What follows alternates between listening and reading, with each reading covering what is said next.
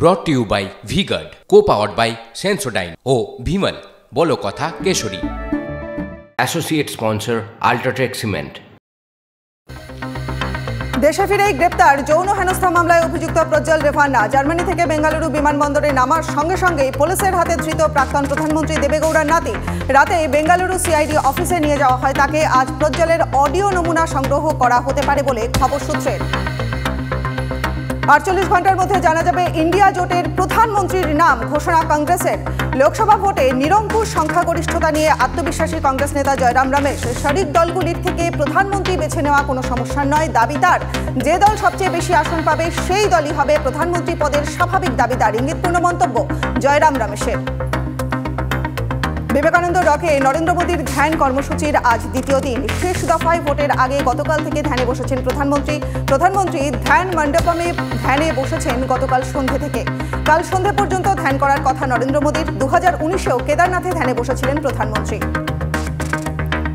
সভা road show মিলিয়ে double century. 2024-এর প্রচারে 206টি কর্মসূচি শেষ করে 2019-কে ছাপিয়ে গেলেন প্রধানমন্ত্রী। গত লোকসভায় ভোটের সময় সভা রোড শো মিলিয়ে 145টি কর্মসূচিতে যোগ দেন নরেন্দ্র মোদী। বৃহস্পতিবার পাঞ্জাবের হোশিয়ারপুরে জনসভার মধ্যে দিয়ে এবারের ভোট প্রচার শেষ করেন প্রধানমন্ত্রী। 2016 সালে দুঙ্গারপুর উচ্ছেদের ঘটনায় আরও এক মামলায় দোষী আজম খান। সমাজবাদী পার্টির নেতাকে 10 বছরের সাজা শোনায় আদালত। 2016 সালে সমাজবাদী পার্টির এই বাহুবলী নেতার বিরুদ্ধে বাড়ি ভেঙে জমি দখলের অভিযোগ ওঠে। 2019 সালে রামপুরের গঞ্জ থানায় আজম খানের বিরুদ্ধে 1 ডজনেরও বেশি মামলা দায়ের হয়। বর্তমানে উত্তরপ্রদেশের সীতাপুর জেলে বন্দী আজম। 35 লক্ষ টাকার সোনা পাচার। দিল্লির বিমানবন্দরে হাতে নাতে ধরা পড়লেন কংগ্রেস সাংসদ শশী থারুর প্রাক্তন আপ্তসহায়ক। দিল্লির বিমানবন্দরে 500 গ্রাম সোনা সহ গ্রেপ্তার 2, যাদের মধ্যে একজন থারুরের প্রাক্তন আপ্তসহায়ক বলে জানিয়েছে শুল্ক দপ্তর। প্রাক্তন সহকারীর গ্রেপ্তারি নিয়ে নিজের এক্স মাধ্যমে পোস্ট কংগ্রেস নেতা।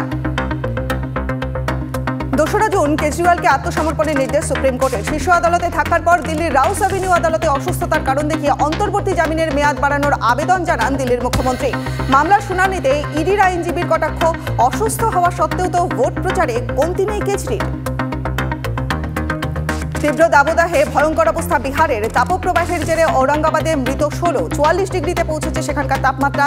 একদিনে 35 জন হাসপাতালে ভর্তি রয়েছে বলে খবর। 8 জুন পর্যন্ত রাজ্যের সব সরকারি বেসরকারি স্কুল, কোচিং সেন্টার এবং অঙ্গনওয়াড়ি কেন্দ্র বন্ধের সিদ্ধান্ত বিহার সরকারের। brought to you by V-Guard, co-powered by Sensodyne O Bhimal বলো কথা কেশরী। Associate sponsor UltraTech cement.